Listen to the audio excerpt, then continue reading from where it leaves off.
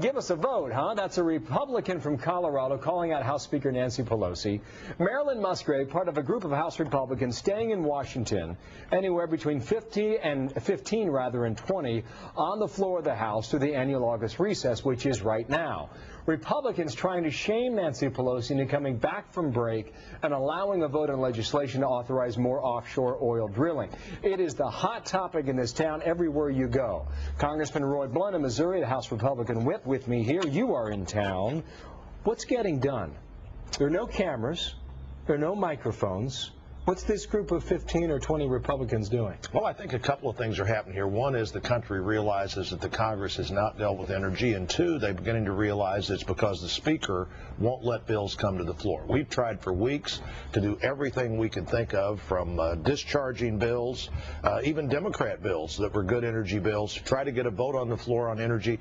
They've tried for weeks and months now to not let that happen, because I believe there's a bipartisan majority, mostly Republicans, but with some Democrats, who will vote for energy bills that really head us in the right direction, not just on drilling, but drilling, nuclear, conservation, alternatives.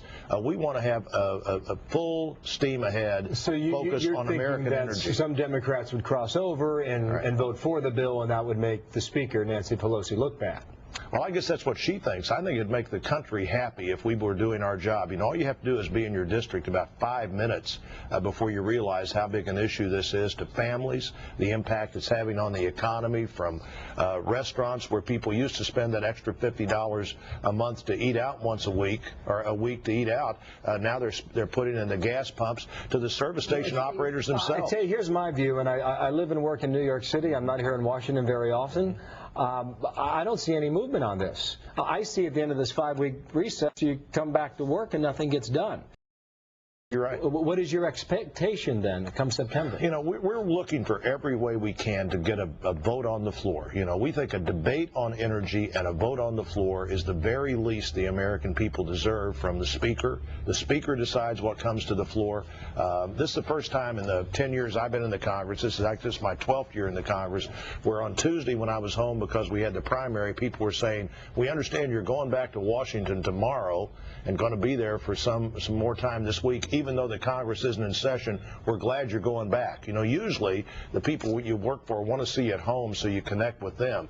Right now they understand that the biggest problem in their life is gas prices, and soon to be energy prices generally, as our winter heating bills begin to affect people's lives as well. They want to see the Congress solve this. They want some outrage, and frankly, when we quit at 11:23 on Friday morning without bringing an energy bill to the floor, go down, microphones go exactly, down, but Republicans were outraged that we couldn't get the one vote that we think we deserve on a good energy policy for the country. You know, these are the kind of bills, Bill, we sent to the Senate over and over again in the 10 years we were in the majority, but they were unpopular then.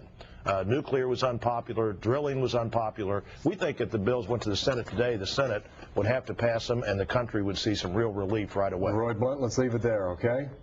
See you in September. Good to be with you. One way or the other, right? One way or another. Nice to see you. Nice to see you. Okay. Megan?